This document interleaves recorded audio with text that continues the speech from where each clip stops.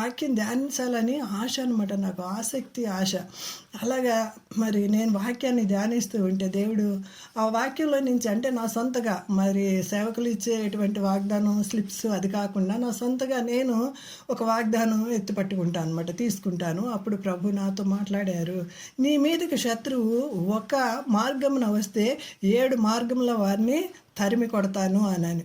మరి దేవుడు ఇచ్చినటువంటి ఆ వాగ్దానాన్ని కూడా తీసుకుని నేను ఎంతో బలపడ్డాను. మరి వెనుకున్న వాటిని లాస్ట్ ఇయర్ మనకి అప్ అండ్ డౌన్స్ రావచ్చు, సంతోషాలు రావచ్చు, దుఃఖాలు రావచ్చు, ఎన్నో మానవ జీవితం అంటే ఆటుపోట్లు వస్తూనే ఉంటాయి. వాటన్నిటి నుంచి దేవుడు మనల్ని తప్పించి రక్షించి నూతన సంవత్సరంలోకి మనల్ని ప్రవేశపెట్టాడంటే దేవునికి మనం ఎంతో కృతజ్ఞులమై ఉండాలి. వాగ్దానం చేసిన వాడు నమ్మదగిన వాడు. హెబ్రీ పత్రిక 10వ అధ్యాయంలో ఉంటుంది కదా, వాగ్దానం చేసిన వాడు నమ్మదగిన వాడు. కాబట్టి ఆయన మీదే మనం నమ్మిక ఉంచుతూ ముందుకు సాగిపోదాం. ఈరోజు నేను మీ ముందుకి ఒక స్త్రీని తీసుకుని వస్తాను. ఆ స్త్రీని తీసుకురాక మునుపు కొన్ని మాటలు క్రొత్త సంవత్సరం గురించి, కొన్ని తలంపులు దేవుడు పెట్టినవి నేను మీ ముందుకు తీసుకొస్తాను. మోషే ఎలాగైతే దేవుని వెంబడించాడో, మోషే గురించి మనం హెబ్రీ పత్రికలో చదువుతాం కదా. ఒక మాట చదువుకుందాం రండి. మోషే గురించి వాటి కోసం వేగిరి పడదాం. ఫిలిప్పీ పత్రిక 3వ అధ్యాయం 13వ వచనం నేను చదువుతున్నాను చూడండి. దాని తర్వాత మోషే గురించి చదువుదాం. ఫిలిప్పీ 3వ అధ్యాయము 13వ వచనం. నా సహోదరులారా, నేను ఇదివరకే పట్టుకొని ఉన్నానని తలంచుకొనను. అయితే ఒకటి చేయుచున్నాను, వెనుకున్న వాడిని మరచి ముందున్న వాటి కొరకే వేగిరపడుచు యేసుక్రీస్తునందు దేవుని ఉన్నత పిలుపునకు కలుగు బహుమానం పొందవలనని గురి యొద్దకే పరిగెత్తుచున్నాను. ఈ ఫిలిప్పీ పత్రిక అంటే నాకు చాలా ఇష్టమండి. ఈ ఫిలిప్పీ పత్రిక ఒక్కొక్కరికి ఒక్కొక్కటి అంటే ఇష్టం కదా. యోహాను సువార్త అంటే కూడా నాకు చాలా ఇష్టం. ఎన్నోసార్లు చదివేశాను. మామూలుగా మొదటి నుంచి ఆఖరి వరకు చదివి ఒకసారి చదివింది కాకుండా, ఒకసారి అంటే సంవత్సరానికి ఒకసారి ఇలా చదివింది కాకుండా, ఇంకా ప్రత్యేకంగా ఒకసారి నేను హాస్పిటల్కి వెళ్ళి వస్తున్నా. ఢిల్లీలో హాస్పిటల్కి వెళ్ళి వస్తుంటే కొంచెం ఎండగా ఉంది ఆ రోజు. బ్రదర్ లేరు, నేను ఒక్కదాన్ని వెళ్ళి వస్తున్నాను. దగ్గర వాకబుల్లే. సో నేను ఒక్కదాన్ని వెళ్ళి వస్తున్నాను. ఇంకా నడవలేక ఎందుకని అనిపించి ఇక్కడ కూర్చుందాంలే పార్కులో. అక్కడ ఒక పార్క్ ఉంది, అక్కడ కూర్చుని ప్రార్థన చేసుకుని. ఎవ్వరు లేరు కదా, ఎండగా ఉంది కదా. ఎండలో పార్కులో ఎవరు ఉండరు కదా. మధ్యాహ్నం ఇంచుమించుగా 12 అట్లా అవుతుంది అనమాట. ఎవరు లేరు. ఇంటికి వెళ్ళినా సరే ఒక్కదాన్ని అక్కడైనా ప్రేయర్ చేసుకోవాలి. సో ఇక్కడే కూర్చుందామని అలసట తీర్చుకుని అనేసి ఆ చెట్టు కింద, అంటే బల్ల మీద పార్కులో కూర్చుని. మా ఇంటి ప్రక్కనే అనమాట, జస్ట్ ప్రక్కనే అది. ఇంకా పైకి వెళ్ళాలి, నేను 5th ఫ్లోర్లో ఉంటాము. అక్కడికి వెళ్ళకుండా కింద కూర్చుని ప్రార్థన చేస్తుంటే ప్రభు నాకు ఒక తలంపు ఇచ్చాడు, ఏదైనా ఒక బుక్ మొత్తం కంప్లీట్గా చదివేస్తే నువ్వు అని. అప్పుడు నేను ఫిలిప్పీ పత్రిక తీసుకుని మొత్తం చదివేశాను. అన్ని చదివినప్పుడు కూడా నేను హాస్పిటల్కి వెళ్ళినా బైబిల్ నా యొక్క బ్యాగ్లోనే ఉంటుంది అనమాట. అలాంటి నా అలవాటు నాకు. ఏ టూర్లకు వెళ్ళినా, ఏ పిక్నిక్లకి వెళ్ళినా, ఏ పార్టీలకు వెళ్ళినా బైబిల్ నా యొక్క బ్యాగ్లోనే ఉండాల్సిందే. అంటే అది పెద్దదే కానీ చిన్న సైజే కానీ ఏదైనా కానీ. అప్పుడు ఈ ఫిలిప్పీ పత్రిక అలాగా నాకు ఫిలిప్పీ పత్రిక అంటే చాలా ఇష్టం అనమాట. ఆ రోజు కూర్చుని నేను చదివేసి. ఈ మాట నేను ఎందుకు జ్ఞాపకం చేస్తున్నానంటే, ఒకవేళ మీరు ఇలాంటి ట్రావెలింగ్స్ చేసినప్పుడు మీకు కూడా ఆ రోజు సిస్టర్ చెప్పారు కదా, నేను కూడా ఇప్పుడు ఒక పత్రిక చదివేద్దాము, చిన్నదే కానీ పెద్దదే కానీ అని మీకు కూడా ఒక తలంపు రావాలన్న ఉద్దేశంతో నేను ఈ మాటలు చెప్తున్నాను అనమాట. అయితే ఆ ఫిలిప్పీ పత్రిక అంటే నాకు చాలా ఇష్టం. ఎందుకంటే ఈయన మన పౌలు గారు జైల్లో ఉండి ఆయన ఆ యొక్క ఫిలిప్పీలో ఉన్నటువంటి సంఘస్థులకి రాస్తున్నటువంటి పత్రిక. ఆయన ఒక పక్కన కష్టంలో ఉండి దుఃఖంలో ఉన్న వారిని ఓదారుస్తున్నారు. నిజంగా దేవుని బిడ్డలకి కష్టాలు దేవుడు ఒక్కొక్కసారి ఎందుకు అనుమతిస్తాడంటే, శ్రమలు కష్టాలు ఎందుకు అనుమతిస్తాడంటే, ఆ శ్రమలో ఉన్నటువంటి వారిని ఓదార్చడానికి మనకు కూడా ఎక్స్పీరియన్స్ కావాలి కదండి. అందుకే దేవుడు కొన్ని శ్రమలు మనకి అనుమతిస్తాడు. ఒక కీడు చోటన ఒక మేలు దాచిపెట్టి ఉంచుతానని చెప్పిన దేవుడు మనకి ఒకవేళ కీడు వచ్చిందా, ఆపద ఉందా, ఆ టైంలో కూడా మీరు ప్రార్థించండి. అన్ని వేళల్లో, అన్ని సమయములలో ప్రార్థించండి. ఎల్ల వేళలందు కష్టకాలమందు వల్లబుండవు యేసును స్తుతింతు, ఒక చక్కని పాట ఉంటుంది కదా. అలా అన్ని సమయాల్లో దేవుని స్తుతిస్తూ ఉండాలి. దేవుడు తప్పకుండా నీ నమ్మకత్వాన్ని చూస్తాడు, తప్పకుండా నీ విశ్వాసాన్ని చూస్తాడు. నిన్ను సపరేట్గా చూసి ఆయన బహుమానాలు ఇవ్వడానికి రెడీగా ఉన్నాడండి. ఆయన రాకడికి మనం సిద్ధపడదాము కాక. ఈ ఫిలిప్పీ పత్రిక చదువుతున్నప్పుడు ఈ 13వ అధ్యాయం 13వ వచనంలో, సహోదరులారా, నేను ఇదివరకే పట్టుకున్నాను తలంచుకొనను, అయితే ఒకటి చేయుచున్నాను, వెనుకున్నవి మరచి ముందున్న వాటి కొరకే వేగిరపడదాము. మోషే అలాగే చేశాడండి. మోషే అలాగే చేశాడు. ఇంకా చాలామంది మీకు తెలుసు, ఇప్పుడు చెప్పమంటే పెద్ద లిస్ట్ చెప్తారు. వెనుకున్నవి మరిచి ముందున్న వాటి కొరకు వేగిరి పడదాం. వాక్యాన్ని ఎక్కువ ధ్యానించాలండి. ఒక ఆయన ఎవరు మిషనరీ ఏదో దేశం నుంచి వచ్చారు, ఇక్కడ సేవ చేసుకుంటూ రాయలసీమ ప్రాంతానికి అప్పట్లో మిషనరీస్ వచ్చి కదా మనకి ఎంతో వాక్యాన్ని అందించారు. పెద్ద పెద్ద హాస్పిటల్స్ కానీ, స్కూల్స్ కానీ, కాలేజెస్ కానీ కాలినడకతో అటు ఇటు వెళ్ళి స్వార్థ ప్రకటిస్తూ ఉన్న సమయంలో వారికి ఒక సహోదరి పిలిచి భోజనం పెడదామని రొట్టె ఇచ్చి, జొన్న రొట్టె చేసి దానిలో ఇంత చట్నీ వేసి ఇచ్చిందంట. ఆయన దాన్ని ఏమనుకున్నారంటే ఇదే బ్రెడ్, ఇదే జామ్ ఏమో అనుకుని ఆయన ఇలా పట్టుకుని ఆ యొక్క రోటీని, అది జామ్ ఏమో అనుకుని ఆ కారం కారంగా ఉన్నదాన్ని దాన్నే తినేసి, అది పేపర్ ఏమో అనుకుని అది రోటీ కొంచెం పల్చగా చక్కగా సేవకులు వచ్చారని ఆమె ఎంత మెత్తగా చేసిందేమో, అయితే దాన్ని ఒక పేపర్ ఏమో అనుకుని, ఇంత పెద్దది చేస్తారు కదా, టిష్యూ పేపర్ ఏమో, నాప్కిన్ ఏమో అనుకుని దాన్ని ఆ యొక్క రొట్టెని ఇలా చేతులు తుడుచుకుని పాడేశారంట. ఆయన తెలియక అలాగా పాడేశారు. మనకు కూడానండి ఈ జీవగ్రంథాన్ని దేవుడు మనకి చేతుల్లో ఇచ్చాడండి. మనం దాన్ని ఎంత నిర్లక్ష్యం చేస్తున్నామంటే, మనకి ఈ యొక్క జీవగ్రంథాన్ని మన చేతుల్లో ఇవ్వడానికి ఎంతమంది రక్తం ఏర్లై పారిందంటే అది వర్ణించ అలవి కానిదండి. ఎన్నో చరిత్రలు ఉన్నాయి. నేను ఎక్కువగా బుక్స్ చదువుతూ ఉంటాను. ఎన్నో విషయాలు. మరి మనకి ఈ జీవగ్రంథం మన చేతుల్లో రావడానికి ఎంతో శ్రమలు, ఎంతో రక్తాన్ని దారలుగా దారబోసినటువంటి మిషనరీస్, పెద్ద పెద్ద భక్తులు ఉన్నారండి. మనకు ఉచితంగా దేవుని గ్రంథం చేతిలోకి వచ్చినప్పుడు నిర్లక్ష్యం చేయొద్దు, దాన్ని భుజించుదాం. ఒక భక్తుడు అంటాడు, నేను ఎల్ఈఎఫ్లో పెరిగాను కాబట్టి, ఒక భక్తుడు అంటాడు, దేవుని వాక్యాన్ని భుజించండి నేను ఎస్కెల్ గ్రంథంలో చెప్పారు కదా, అది నీ కడుపు తీగా ఉంటుంది అని అంటాడు కదా. అందుకని నేను ఒక్కొక్కసారి ఏం చేసేవాడిని అంటే, ఆయన అది సరదాగానే చెప్పారులేండి, కానీ నాకు ఆ మాట టచ్ అయిందనమాట. అయితే నేను అన్నం తింటూ కూడా దేవుని వాక్యం తినేవాడిని. జీవాహారాన్ని, శరీరాహారాన్ని కూడా ఒక్కసారి తినేవాడిని. ఒక చాప్టర్ అన్నం తినేవారికి నేను చదువుతూ నేను తినేవాడిని అని అనేసి చెప్పారు అనమాట. అట్లాగా దేవుని వాక్యం పట్ల అంత ఆసక్తి మనం కలిగి ఉన్నట్లయితే దేవుడు మన హృదయ వాంఛలన్నీ తీరుస్తాడండి. దేవుని కొరకు మనం ఏమేమి తలంపులు కలిగి ఉన్నామో, ఏమేమి ఆశలు కలిగి ఉన్నామో అవన్నీ కూడా దేవుడు తీరుస్తాడండి. మరి మనం మోషే గారి దగ్గరికి ఒక నిమిషం వెళ్దాము. హెబ్రీ పత్రిక 11వ అధ్యాయము చదవండి. ఎవరైనా తీసిన వాళ్ళు ఉంటారు కదా, ఈ వాక్యం తెలిసిన భాగం మోషే గురించి రాయబడినటువంటి హెబ్రీ పత్రికలు ఉంటాయి కదా, చదవండి. 24వ వచనం, హెబ్రీ పత్రిక 11:20. విశ్వాసమును బట్టి ఐగుప్తు ధనము కంటే క్రీస్తు విషయమైన నింద గొప్ప భాగ్యమని ఎంచుకొని అల్పకాలము పాపభోగము అనుభవించడం కంటే దేవుని ప్రజలతో శ్రమ అనుభవించటం మేలని యోచించి ఫరో కుమార్తె యొక్క కుమారుని అనిపించుకొనుటకు ఒప్పుకొనలేదు. ఫరో కుమార్తె యొక్క కుమారుని అనిపించుకోవడానికి ఒప్పుకోలేదు. అసలు ఆయన అన్ని సకల విద్యల నేర్పరి, ప్రావీణ్యుడు, ఆర్కిటెక్ట్, ఎన్నో ఆయన గురించి చెప్పాలంటే వాట్ నాట్ అన్ని సకల విద్యలు ఆయనకు వచ్చు. తర్వాత కింగ్ అయిపోయేవాడు ఈయనే. అలాంటిది కూడా ఆయన ఎన్నిక చేయలేదండి. ఎన్నిక చేయకోకుండా క్రీస్తు విషయమైన నింద గొప్ప భాగ్యమని ఎంచుకున్నాడంట. ఎంత చక్కని మాట. మోషే పెద్దవాడైనప్పుడు విశ్వాసం బట్టి ఐగుప్తు ధనము కంటే క్రీస్తు విషయమైన నింద గొప్ప భాగ్యమని ఎంచుకున్నాడంట. వెనకున్నవన్నీ మర్చిపోయి ముందుకే సాగిపోయాడండి. మరి ఒక ప్యాలెస్లు ఆశించలేదు, హోదాలు ఆశించలేదు, నేమ్, ఫేమ్, ఎనీథింగ్ ఏవి ఆశించలేదు.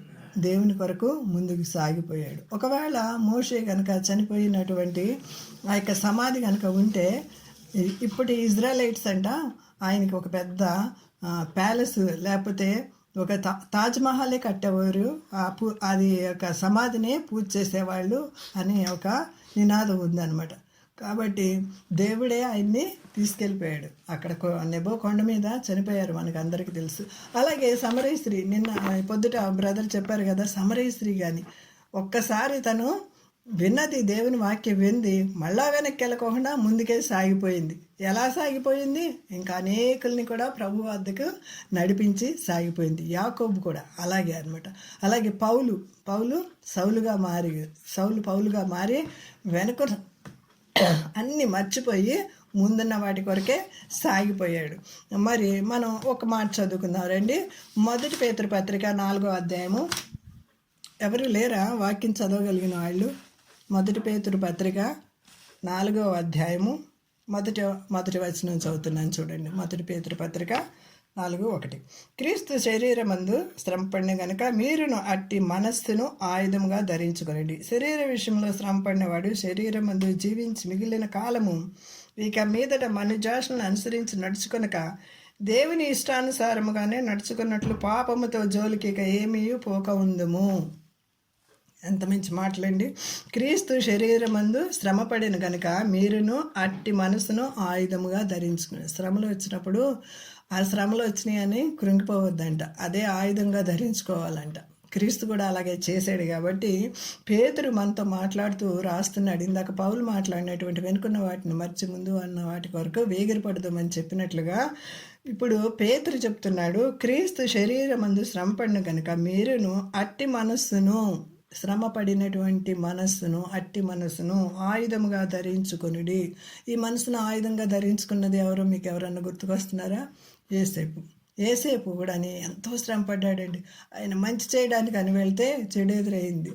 ఆయన చేయని నేరానికి జైలు పాలయ్యాడు. మనకు తెలుసు కదా, యోసేపు చరిత్ర అంతా తెలుసు కదా. చేయని నేరానికి జైలుకి వెళ్ళాడు. ఆయన యొక్క ఏమంటున్నాడు? శ్రమపడిన వాడు శరీరమందు జీవించి మిగిలిన కాలం ఇక మీదట మనుజాస్తులను అనుసరించి నడుచుకొనలేదు. ఆయన జైలుకి వెళ్ళి ఎక్కడి నుంచి వెళ్ళాడంటే జైలు నుంచి ప్యాలెస్ వరకు వెళ్ళిపోయాడండి. ఆయన అక్కడ దేవుడు ఆయన్ని జ్ఞాపకం చేసుకున్నాడండి. మరి దేవుడు కొన్ని శ్రమలను మనకి అనుమతిస్తాడు. అనుమతించినప్పుడు మనం ఓపికతో ఎదురు చూడాలండి. ఓపికతో. ఒక చక్కని మాట ఉంటుంది బైబిల్ గ్రంథంలో చూడండి. రోమాపత్రిక 5వ అధ్యాయము 3వ వచనం. రోమా 5:3. ఎవరైనా చదవండి అమ్మా. మీనా, జయ సిస్టర్. అంతేకాదు శ్రమ ఓర్పు పరీక్షను, పరీక్ష నిరీక్షణను కలుగజేయనని ఎరిగి శ్రమలయందును అతిశయపడదాము. చాలండి, చాలు. ఎంత చక్కని మాటలు కదా, ఎంతో ఇష్టం. నేను ఇలాంటివి దొరికినప్పుడు నేను ఒక టైటిల్ పెట్టుకుంటాను. ఏమన్నానంటే ఆణిమిచ్చాలు అని డైరీలో కొన్ని రాసుకుని, హెడ్లైన్ రాసుకుని దాని కింద ఇవన్నీ రాసేసుకుంటూ ఉంటాను అనమాట. శ్రమ ఏం చేస్తుందంటే మనకి ఓర్పునిస్తుందంట. ఓర్పు పరీక్ష నిరీక్షను కలుగజేస్తుందండి. అందుకే ప్రసంగి గ్రంథంలో అన్నీ నేను ఓపెన్ చేసి చూపించడానికి సమయం లేదు. ప్రసంగి గ్రంథంలో అంటాడు కదా, మీ ఓర్పు అంట దుష్కార్యములు జరగకుండా ఆపుతుందంట. గొప్ప దుష్కార్యములు జరగకుండా మీ ఓర్పు ఆపుతుందంట. ఎంత చక్కని మాటలు కదండి. అవి దొరికినప్పుడు వెంటనే మనం రాసేసుకోవాలి, నోట్ చేసుకుని మళ్ళీ ఇంకొక చోట ఎక్కడన్నా షేర్ చేసుకోవాలి. అవి మనల్ని ఎంతో ఆదరిస్తాయండి. అది మనకి ఎంత గొప్ప ఆదరణ ఇస్తుంది. 94వ కీర్తనలో ఉంటుంది కదా, మరి నేను ఎంత గలిబిల్లో ఉన్నప్పుడు, కష్టాల్లో ఉన్నప్పుడు, నష్టాల్లో ఉన్నప్పుడు నీ వాక్యమే నన్ను ఆదరించింది, నీ గొప్ప ఆదరణ నాకెంత సహాయం చేసిందని దేవుని వాక్యం సెలవిస్తుందండి. అట్టి విధంగా వెనక తిరుక్కోకుండా ముందుకి సాగిపోయిన వాళ్ళు ఉంటారు. నేను ఈరోజు హుల్దా అనేటువంటి ప్రవక్తని గురించి ముందుకు కొన్ని మాటలు తీసుకుని వస్తానండి. హుల్దా అనే ప్రవక్తని గురించి తెలుసుకోవాలంటే కొంతమంది ప్రవక్తనలు, బైబిల్ గ్రంథంలో ఉన్నటువంటి కొంతమంది ప్రవక్తలు మీకు పరిచయం చేయాలండి. బైబిల్ గ్రంథంలో ఫస్ట్ ప్రవక్తన ఎవరండి? క్వశ్చన్. నేను ఏమ్మా? Very good. ఎవరైతే ఆరోహణం అయిపోయారో ఎవరమ్మా? మరణం చూడకుండా ఆరోహణం అయిపోయిన వాళ్ళు ఎవరు బైబిల్ గ్రంథంలో? ఏలియా. Very good. ఏలియా ఆరోహణం అయిపోయారు. ఇంకా ఎవరండి? Very good. హానోకు. ఎవరు? మా సుగ్నమ్మ గారా చెప్పింది? ఓకే. హానోకు ఆరోహణం అయిపోయారు. అట్లాగే మరణము చూడనటువంటి స్త్రీలు ఎవరైనా ఉన్నారండి? మరణము చూడనటువంటి స్త్రీలు వెరీ గుడ్ అండి. మరణం చూడకుండా ఆమె అటు చనిపోలేదు, ఇటు బ్రతికి ఉండలేదు. లోకాసులు చూసి వెనక్కి తిరిగి చూసి ఉప్పు స్తంభం అయిపోయింది కదండి. అందుకని లోతు భార్యని జ్ఞాపకం చేసుకునే ఒక కాషన్ ఇస్తున్నాడు అనమాట. అలా ఉండొద్దండి మనం. ఎలాంటి చక్కని ప్రవక్తనలు ఉన్నారు. ఈరోజు కొంతమంది ప్రవక్తనలు మీకు పరిచయం చేస్తాను. ఒకటి మీనా చెప్పినట్లుగా ఫస్ట్ మిరియాము, తర్వాత మనకి ఎవరు కనిపిస్తారు? ఎవరైనా తెలిస్తే చెప్పండి, మిగతా అన్నీ నేను చెప్పేస్తాను టైం వేస్ట్ చేయకుండా. కూడా ఎవరమ్మా? 4:4 ఉంటుంది ఆవిడ. న్యాయాధిపతి కూడా, తర్వాత ప్రవక్తని కూడా. న్యాయాధిపతి, ఆమె ప్రవక్తని కూడా. ఆమెకి 2 పోస్టులు ఇచ్చాడు అనమాట దేవుడు. మనకు 2 పోస్టులు ఇస్తే ఒక్క పోస్టునే సరిగ్గా చేయట్లేదు, 2 పోస్టులు ఇస్తే ఇంకేం చేస్తాం కదా. అలాగా అన్నా కూడాని భార్య కూడా ప్రవక్తని. ఎస్. ఇంకా అలాగా ఎంతోమంది. అవునమ్మా, వెరీ గుడ్. చాలా నువ్వే చెప్పావు ఎక్కువ. హుల్దా గురించి నేనే చెప్తున్నా, ముందే చెప్పాను కదా, ఒక ప్రవక్తని గురించి చెప్తున్నాను అన్నాను కదా. అలాగే మళ్ళా ఇంకోటి పాత నిబంధన గ్రంథంలో ఒక ప్రవక్తిని అన్న అనేటువంటి యేసు ప్రభు జన్మ సమయంలో మనకి కనిపిస్తూ ఉంటుంది. లూకాసు వార్త 2వ అధ్యాయంలో కనిపిస్తుంది. ఆమె కాకుండా ఇంకా నూతన నిబంధన, క్రొత్త నిబంధన గ్రంథంలో మనం 4 ప్రవచించేటువంటి స్త్రీలను, కుమార్తెలను చూస్తాం. ఫిలిప్పీ కుమార్తెలు ప్రవచించేవారంట, అది కూడా మనం చూస్తామండి. ఇలాగా నోవద్య అని ఒక బ్యాడ్ ప్రవక్తిని కూడా ఉంది. ఇంకా ఇలా చెప్పుకుంటూ వెళ్తే ఎంతోమంది ప్రవక్తలు ఉన్నారు. బట్ నేను ఈరోజు హుల్దా అనేటువంటి ప్రవక్తని గురించి చెప్తాను.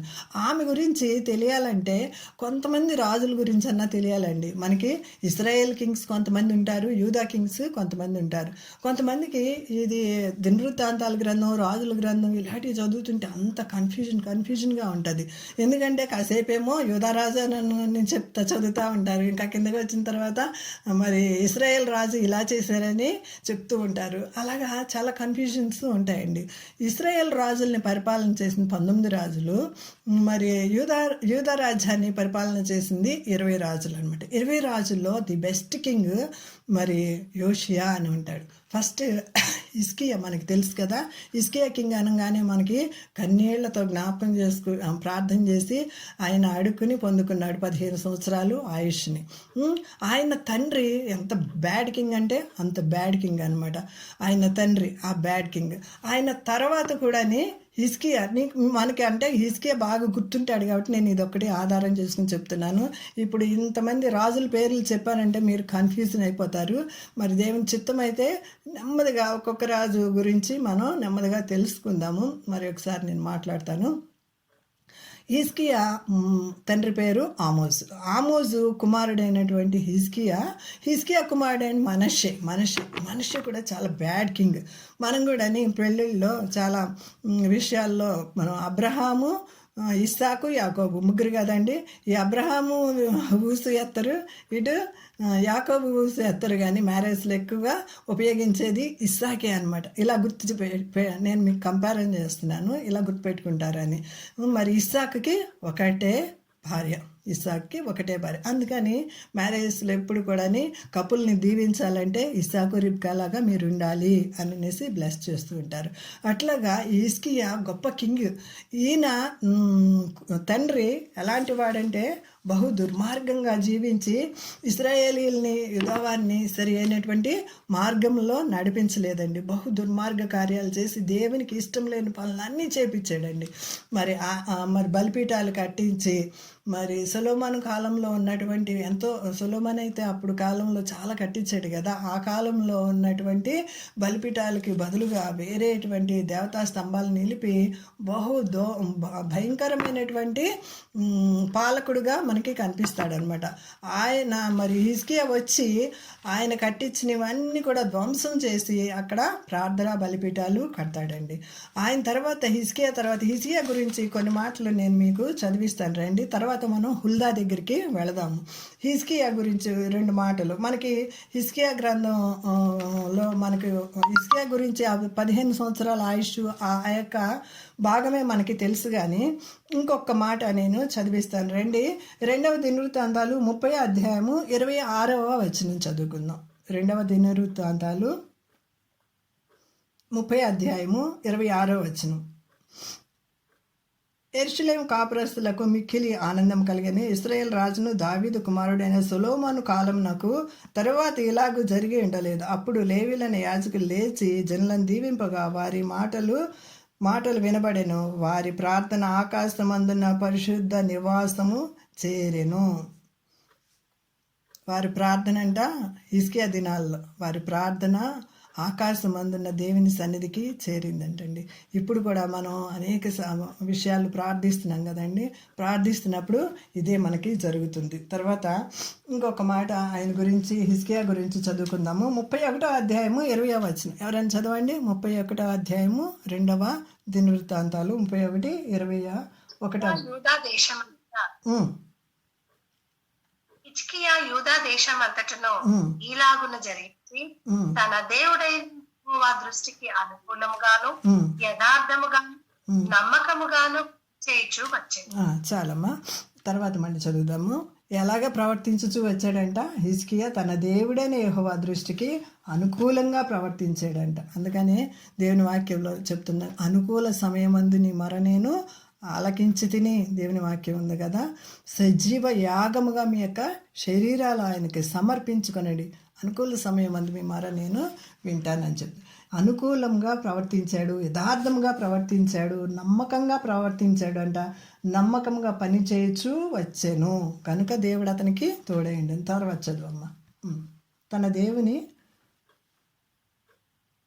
దేవుని ఆశ్రయించుటకై దేవుని మందిర సేవ విషయమందేమి, ధర్మశాస్త్ర విషయమందేమి, ధర్మ మంతటి విషయమందేమి తాను ఆరంభించినది ప్రతి పని అతడు హృదయపూర్వకముగా జరిగించి వర్ధిల్లెను.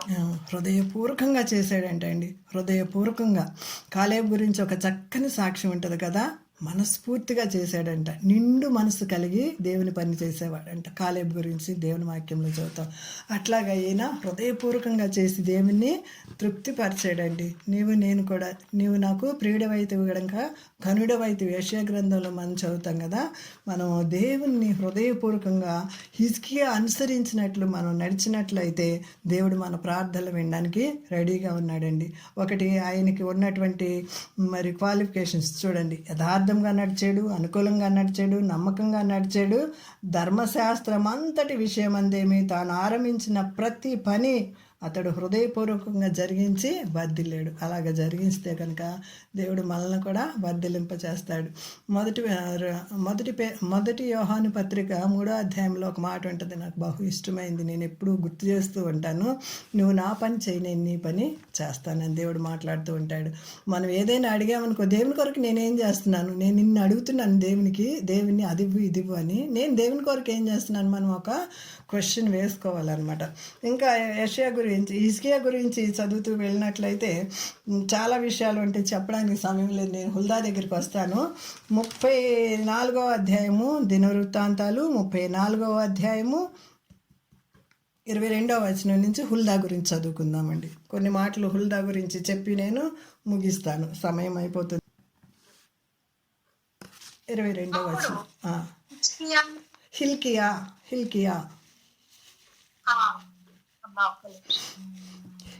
హిల్కియాయును రాజు నియమించిన వారిని సంగతులను గురించి విచారణ చేయుటకై అర్హషుకు పుట్టిన తిక్వా కుమారుడును వస్త్రశాలకు పై విచారణకర్తయగు షల్లూము యొక్క భార్య అయిన హుల్దా. ఇతను ఇంత ఇంట్రడక్షన్ ఎందుకు ఇచ్చారంటే ఈమె భర్త పేరు రాశారు. మనకి దెబోరా గురించి కూడా లపిదోతుకు భార్య అయిన దెబోరా అని రాస్తారు కదా. భర్తను మాత్రం విడిచిపెట్టలేదు. భర్తను కూడా ఇక్కడ హైలైట్ చేస్తున్నారు. షల్లూము యొక్క భార్య అయిన హుల్దా. వీళ్ళకి పెద్ద షాపింగ్ మాల్ ఉండుండొచ్చు మంచి. మరి ఆమె చీరల మీదకి నగల మీదకి ఆమె దృష్టి పోలేదు, కానీ దేవుని మీదే ఆమె దృష్టి అంతా ఉందండి. ఆమె దేవుని వెంబడించినటువంటి స్త్రీ, దేవునికి సమయాన్ని ఇచ్చినటువంటి స్త్రీ, దేవునితో డైరెక్ట్ సంబంధం కలిగినటువంటి స్త్రీ. అయితే ఈ హిజ్కియా కాలంలో హిజ్కియా గురించి కొన్ని మాటలు చెప్పాను కదా. హిజ్కియా తర్వాత మనషే వస్తాడు. మనషే ద హైయెస్ట్ పరిపాలకుడు అనమాట. 55 సంవత్సరాలు ఇక యూదా రాజ్యాన్ని పరిపాలన చేస్తాడు. అతి భయంకరుడు అనమాట ఆ మనషే అంత భయంకరంగా చేసినటువంటి ఆ కార్యాలకి దేవుడు అతనికి పనిష్మెంట్ ఇస్తాడు. ఏమిస్తాడు? అతను చేసినటువంటి 2 మాటలు చదువుకుందామండి. 33వ అధ్యాయము 2 దినవృత్తాంతాలు 33వ అధ్యాయము 3వ వచనం. 2:3 యెహోవా దృష్టికి అతను చెడు నడత నడిచెను. ఇతడు తన తండ్రి అయిన హిజ్కియా పడగొట్టిన ఉన్నత స్థలములను కట్టించి, హిజ్కియా తండ్రి చెడ్డవాడని చెప్పాను కదా, హిజ్కియా తర్వాత కొడుకు కూడాని చెడ్డవాడే. అందుకని ఆ హిజ్కియా కట్టించినవన్నీ ఇతను పడగొట్టేసంట ఏం చేస్తున్నాడో చూడండి. హిజ్కియా పడగొట్టిన ఉన్నత స్థలములను కట్టించి, బయలు దేవతల బలిపీఠములను నిలిపి, దేవతా స్తంభాలను చేయించి, ఆకాశ నక్షత్రములన్నింటినీ పూజించి కొలిచెను. దేవునికి అసహ్యమైంది ఏంటంటే దేవుని బిడ్డలు వెళ్ళి విగ్రహారాధన చేయటం. ఆయనకి అస్సలు ఇష్టం ఉండదు. అవన్నీ చేశాడండి. ఇవే కాకుండా ఇంకా హిస్టరీ మనం ఇదంతా చదివినట్లయితే చాలా విషయాలు. మరి ఇతని వల్ల అంట పసి పిల్లల్ని కూడా ఆయన రక్తం ఒలికించాడట. పసి పిల్లల్ని ఏంటి మరి ఆయన రాజే సరిగ్గా లేకపోతే పరిపాలకులు సరిగ్గా ఉంటారా? దేశం అంతా కూడా బీభత్సంగా భయంకరమైనటువంటి క్రియలు, హేయమైన క్రియలు, ఇంకా అవి నోటితో చెప్పడానికి అసహ్యమైనటువంటి క్రియలు కూడా జరిగించాడు. అంత దేవుని దృష్టికి పాపిగా జీవించాడు. అయితే ఏమైందంటే అతన్ని బబులోను రాజు వచ్చి అతను గొలుసులతో కట్టి, ఇంత ఆధిక్యత 55 సంవత్సరాలంటే మామూలు మాటల ఆ దేశాన్ని పరిపాలన చేసింది. అన్ని సంవత్సరాలు పరిపాలనలో మరి ఎంత బ్యాడ్ నేమ్ తెచ్చుకున్నాడంటే ఇలాంటి రాజు ఇంకొక రాజు ఉండకూడదు అనమాట. అతన్ని గొలుసులతో కట్టేసి, ఒక వచనం చదవండి, 10వ వచనం చదవండి. గొలుసులతో కట్టి బబులోని తీసుకెళ్ళిపోతాడు. బాధ పడితేనే కానీ బోధ పడదంట. చదువుతావా? చదవండి. 33వ అధ్యాయము 10వ వచనం. యెహోవా మనిషేకును అతని జనులకును వర్తమానములు పంపినను వారు చెవి ఇవ్వకపోయేది. కాబట్టి యెహోవా అష్షూరు రాజు యొక్క సైన్యాధిపతులను వారి మీదకి రప్పించెను. మనిషే తప్పించుకొని పోకుండా వారు అతన్ని పట్టుకొని గొలుసులతో బంధించి అతన్ని బబులోనుకు తీసుకొని పోయింది. చూడండి, అతడు శ్రమలో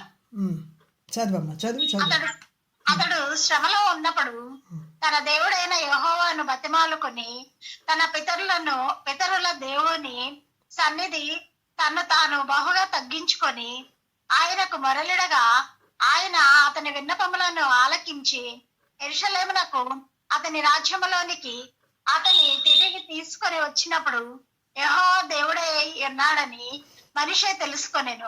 చాలమ్మా, చాలు. ఎంత చక్కని మాట్లాడి.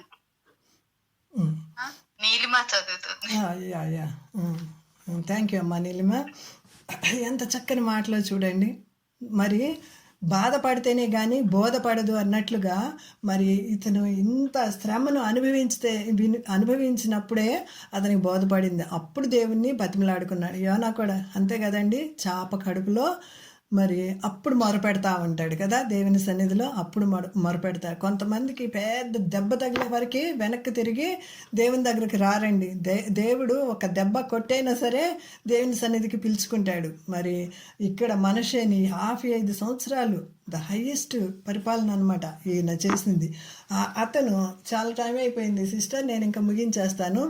అతను మరి ప్రార్థించినప్పుడు దేవుడు అతన్ని జ్ఞాపకం చేసుకుని అతన్ని విడిపించాడు, మళ్ళీ వెనక్కి తీసుకొచ్చినట్లు చూస్తాం. అతని తర్వాత యోషియాని గొప్ప కింగ్ వచ్చాడు. ఇతని గురించి చెప్పాలంటే ఎంతో మంచి మాటలు ఉంటాయి. నేను ఇంకొకసారి తప్పకుండా అతని తల్లి గురించి అతని గురించి ఇంకొకసారి వాక్యంలో చెప్తాను. అతని సమయంలో యోషియా గొప్ప కింగ్ అనమాట. యోషియా సమయంలో ఎంత చక్కని పరిపాలన చేశాడంటే ఈ దుర్మార్గుడు కట్టించినవి అన్నీ కూడా, అంటే మనిషి కట్టించినవి అన్ని బలిపీఠాలు పడగొట్టేసి దేవుని కొరకు వీరుడిగా శూరుడిగా నిలబడ్డాడండి. రోషము గలటువంటి ప్రవక్త ఏలి ఏ విధంగా అయితే దేవుని కొరకు నిలబడ్డాడో అట్టి విధంగా యోషియా ఇలాంటి బలిపీఠాలు, ఇలాంటి పూజలు, విగ్రహాలు అన్ని పడగొట్టేసి దేవుని సన్నిధిని నిలిపి మరి మందిరాలు బాగు చేస్తున్నప్పుడు ఏం దొరికిందంటే దేవుని యొక్క గ్రంథము, చిన్న పుస్తకం దొరికింది. అంటే 66 పుస్తకాల్లో ఒక పుస్తకం అయినటువంటి ఒక గ్రంథపు చుట్టూ ఆయనకు దొరికినప్పుడు ఆయన ఎంతో సంతోషించేసి హిల్కియా అనేటువంటి ఆయన తీసుకొచ్చే ఆ యొక్క గ్రంథాన్ని చదువుతున్నప్పుడు చదువు నా కోసం అని రాజు కూర్చుని వింటున్నప్పుడు ఆ ధర్మశాస్త్రంలో రాసిన మాటలన్నీ చదువుతుంటే దేవుని మాటలు వింటున్నప్పుడు వణికిపోయాడు. ఎవడు దీనుడే నా మాట విని వణుకునో వాన్నే నేను దృష్టిస్తానని దేవుని వాక్యం చెప్పినట్లుగా ఈ యోషియా గజగజ వణికిపోయాడు. ఎవరండి యోషియా? మనషే కుమారుడు. ఎంత గొప్ప పండిత పుత్ర పరమసుంఠ అన్నట్లుగా చాలామంది ఉంటారండి. మరి ఈయనేమో చెడ్డవాడైతే చెడ్డవాడిని కడుపున మంచివాడు పుట్టాడు అనమాట. గజగజ వణిగిపోయి బట్టలు చింపుకొని ఈ యొక్క మాటలు వెళ్ళి మన దేశానికి ఏం జరుగుతుందో ఏమవుతుందో ఒకసారి హుల్దా అనేటువంటి ప్రవక్తని దగ్గరికి వెళ్ళి కనుక్కోండి అని అనేసి ఆయన యోషియా అనేటువంటి రాజు హుల్దా అనేటువంటి మన యొక్క ప్రవక్తని దగ్గరికి పంపిస్తాడండి. ఆ సమయంలో ఇర్మియా అనేటువంటి ప్రవక్త ఉంటాడు, జఫన్యా అనేటువంటి ప్రవక్త కూడా ఉంటాడు.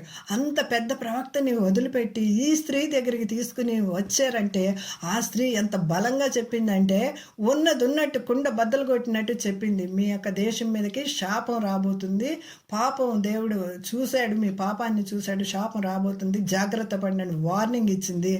అట్టి విధంగానే జరిగింది. ఎంత సూటిగా చెప్పిందో చూడండి. ఒక మాట నీలిమ మళ్ళీ చదువమ్మా. 34వ అధ్యాయం 2వ దినవృత్తాంతం 34:22 హుల్దా అనే ప్రవక్తిని అని ఉంటుంది కదా, షల్లుము యొక్క భార్య అయిన హుల్దాను ప్రవక్తి వద్దకు పోయిరి. ఆమె చదువమ్మా. ఆమె అప్పుడు యెరూషలేమునకు చేరిన ఉపభాగంలో కాపురం ఉండెను. చదువమ్మా, ఎవరైనా చదవండి.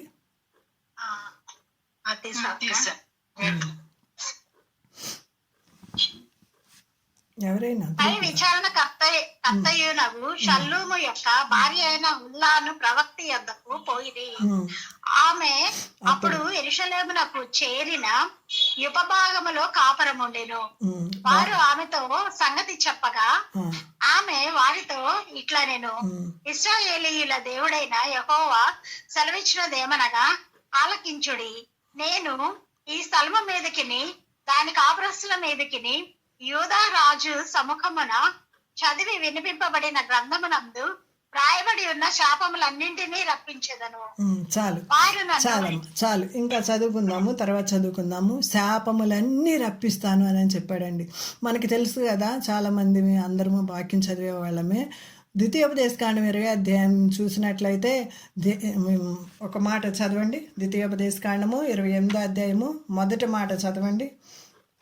శాపాలు ఎన్ని ఉంటాయి అక్కడ, దీవెనలు ఎన్ని ఉంటాయో మనకి బాగా వాక్యం తెలిసిన వాళ్ళందరికీ తెలుస్తుంది కదా. 28:1 చదవమ్మా. ద్వితీయోపదేశకాండము 28వ అధ్యాయము మొదటి వచనం. నీవు నీ దేవుడైన యెహోవా మాట శ్రద్ధగా విని నేడు నేను నీకు ఆజ్ఞాపించిన ఆయన మా ఆజ్ఞలన్నింటినీ అనుసరించి నడుచుకుని ఎడలని దేవుడని యెహోవా భూమి మీద ఉన్న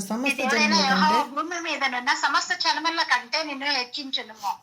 నీవు నీ దేవుడైన యెహోవా మాట వినిన ఎడల ఈ దీవెనల నీవు నీ మీదకి వచ్చి నీకు ప్రాప్తించును. చాలు సమయం అయిపోయింది.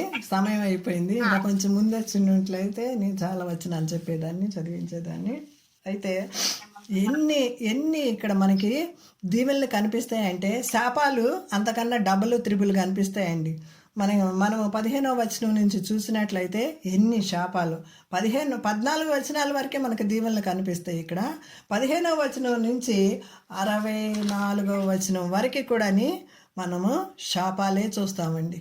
ఆ శాపాలన్నీ కూడా వస్తాయని ఇక్కడ ఈమె చెప్తుంది అనమాట.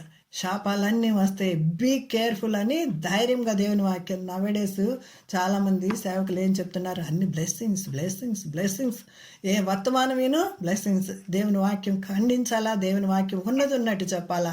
ఈ స్త్రీ ఉన్నది ఉన్నట్టు చెప్పింది, దేవుని వాక్యాన్ని ఖండించింది. మరి డైరెక్ట్గా ఆ యొక్క రాజు దగ్గరికి వర్తమానము తీసుకెళ్ళి చెప్పడానికి సహాయం చేసింది. దేవుడు ఈ స్త్రీని ఎన్నుకున్నాడు ఉన్నది, ఎందుకంటే ఈమె దేవుని దగ్గర డైరెక్ట్గా అడిగి తెలుసుకొని ప్రవక్తనిగా తను ఏం చెప్తుందో అది జరుగుతుంది అనమాట. దాని తర్వాత ఇంకొక రాజు వస్తాడు. ఆయన రాజ్యంలో మిగిలి ఉన్నటువంటి యూదులందరినీ బబులోని చెరగ తీసుకుని వెళ్ళిపోతారు. అక్కడ 70 సంవత్సరాలు అక్కడ ఉంటారు. ఇంకా ఈ స్టోరీ అంతా చెప్పాలంటే నాకు ఎంతో ఆసక్తి చెప్పాలంటే, కానీ సమయం లేదు. దేవుని చిత్తమైతే ఇంకొకసారి విపులంగా నేను చెప్తాను. బబులోని చెరకు వెళ్ళిపోతారు. అక్కడ వాళ్ళు బబులోని చెరలో దేవుణ్ణి మర్చిపోయి ఇంకా వాళ్ళ ఇష్టానుసారంగా ఉంటున్న సమయంలో, అదే సమయంలో షడ్రకు, మేషకు, అబేద్నెగో, దానియేలు అనేవారు కూడా ఇదే సమయంలో కొనిపోబడతారు బబులోని చెరకు. గుర్తుపెట్టుకోండి, ఆ సమయంలో బబులోని చెరకు వారు కూడా కొనిపోబడతారు. మరి అక్కడ కూడా దేవుడు వాళ్ళని విడిచిపెట్టలేదండి. మరి దానియేలు ద్వారా, షడ్రకు, మేషకు, అబేద్నెగోల ద్వారా వీరి దేవుడే దేవుడు, వీరి దేవుడే పూజార్హుడు అని నిరూపించుకున్నాడండి. నువ్వు దేవుని బిడ్డ ఎక్కడున్నా సరే నీ ద్వారా అనేకులు దేవుని దగ్గరికి తీసుకురావాలండి. అట్టి కృప దేవుడిని నీకు మాకు